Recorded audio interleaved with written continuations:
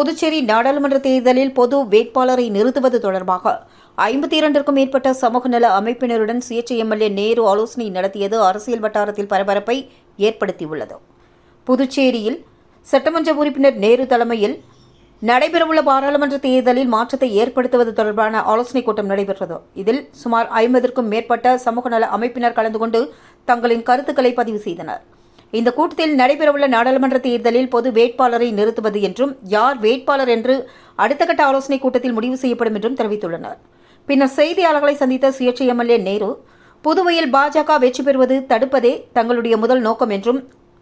மத்திய அரசுகள் புதுச்சேரியை கிள்ளுகிரியாக நினைத்து எந்தவொரு திட்டங்களையும் செய்யாமல் வஞ்சித்து வருவதாக குற்றம் சாட்டிய அவர், அதனால்தான் முதல்வர் ரங்கசாமி என்ஆர் காங்கிரஸ் என்று துவங்கிய ஆட்சியில் அமர்ந்து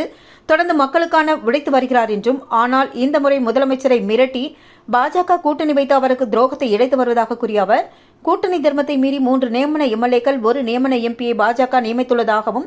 என்ஆர் காங்கிரஸ் கட்சியை கலைத்துவிட பாஜக முயற்சிகளை மேற்கொண்டதாக கூறிய அவர், கடந்த சில மாதங்களுக்கு முன்பு இருந்தே பாராளுமன்ற உறுப்பினர் பாஜகவை சேர்ந்தவர்தான் இருப்பார் என கூட்டணி தர்மத்தை மீறி என்ஆர் காங்கிரஸை கூட கலந்து ஆலோசிக்காமல் பாஜகவினர் பேசி வந்ததாக தெரிவித்தார். எனவே தான் சமூக அமைப்புகள் ஒன்று கூடி பாராளுமன்ற தேர்தலில் மாற்றத்தை ஏற்படுத்த ஆலோசனை நடத்தியுள்ளதை சுட்டிக்காட்டிய அவர், அனைவரும் இதில் பல கருத்துக்களை முன்வைத்துள்ள நிலையில் புதுச்சேரியில் ஆளும் அரசுடன் பாஜக இருந்தும் புதுச்சேரியை தொடர்ந்து வஞ்சித்து வரும் நிலையில் மக்கள் ஓட்டு போட்டு தவறான கட்சியை தேர்ந்தெடுத்துள்ளனர் என்றும், பொது வேட்பாளர் நிறுத்துவது தொடர்பாக ஆலோசனைகள் நடத்தப்பட்டுள்ளது என்றும், அடுத்த கட்ட ஆலோசனைக் கூட்டத்தில் வேட்பாளர் யார் என்று அறிவிக்கப்படும் என்றும் சுயேட்சை எம்எல்ஏ நேரு தெரிவித்தார்.